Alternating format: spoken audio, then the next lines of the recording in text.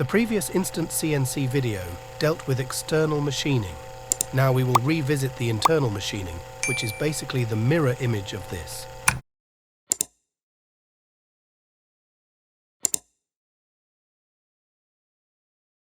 Because you still need to drill before roughing, you don't need to face all the way down to the axis.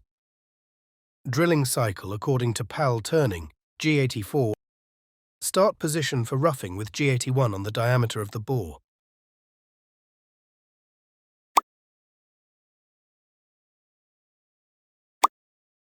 External finishing with G42. And finishing inside with G41. Thread with G31. Please note, for X, program the core hole diameter on the inside.